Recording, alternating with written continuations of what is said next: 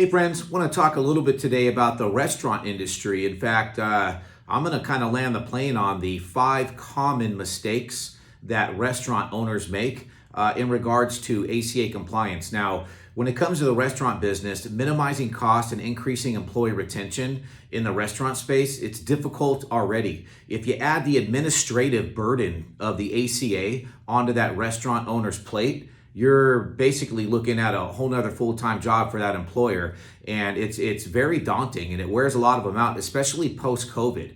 If any of you work with restaurants, you know how hard the restaurants struggled during COVID, and post-COVID, one of the biggest problems they have is being compliant and also getting people to come and work at their restaurant, coming off unemployment and things like that. But, speaking of hiring people, I'm going to say mistake number one is that employers of restaurants make is they believe full-time employees work 40 hours a week. That is absolutely not true. Actually, an employee only needs to work 30 hours a week and to be considered full-time. And so what ends up happening is these restaurant owners make this mistake time and time again, and they inaccurately set this hourly requirement for being full-time. And then these employees get grouped the wrong way into the wrong designation. And that leads to penalties because they become out of compliant as a result of just that misgrouping. So mistake number two is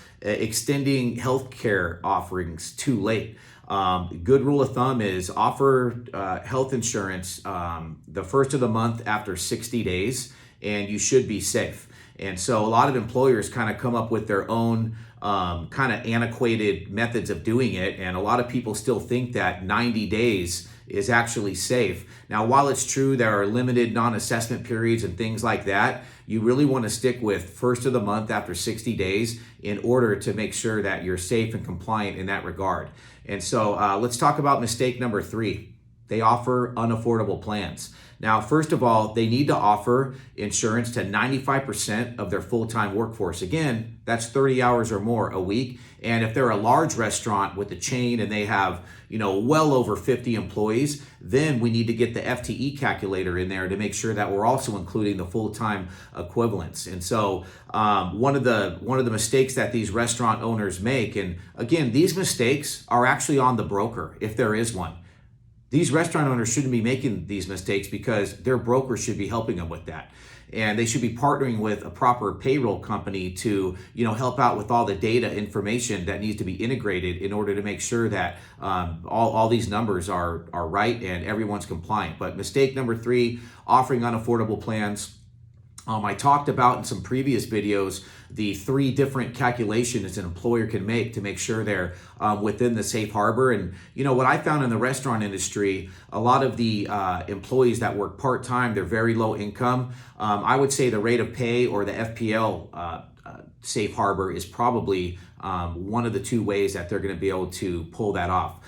Mistake number 4, that's keeping disorganized payroll records. Now, I just talked about the benefit of having a payroll rep, a good payroll company to help integrate that data that you need in order to stay compliant and be organized. But, I've worked with many restaurants, and one of the things I've seen prior to the restaurant having a good payroll company and a good broker is they're just so disorganized. And when it comes to being disorganized, they're basically chasing their tail. In fact, if anybody has had this experience, when you first approach a restaurant that hasn't taken on an employee benefit broker, they don't have a payroll company, you ask them for any kind of spreadsheet or roster, and it's just a jigsaw puzzle. And so, these owners, they really do need help. And so in order to have an organized payroll record, and, payroll companies these days, they also specialize in human capital management, diversity and inclusion, things like that. HR services, they can help them build their employee handbooks, etc. I really believe that restaurant owners need to spend the money on a good payroll company. And if you're listening to this message, employee benefit brokers, or if you're a restaurant owner and you happen to catch this on LinkedIn, I actually work with some really good payroll partners, and I can certainly point you in the right direction if you don't already have a relationship like that. Mistake number 5 is they forget to make offers at the start of every plan year. And a lot of times employers think that once they extend the offer of healthcare, it's actually good forever. And that's not true. The reality is The offer is only good for the duration of the plan year. That's it. So it's important to know that they need to reoffer the healthcare benefits and also stay on top of the affordability if, of course, they're considered an applicable large employer. Anyway, with the right information and the right partnerships, all the ACA requirements can be easily managed. You just got to know how to work with restaurants. If you're a restaurant owner, you really got to know what kind of partners you need. So, both restaurant owners, employee benefit advisors, I encourage you to reach out to me. We here at Evolve Benefits, we work with a lot of restaurants. I'd be happy to run through scenarios.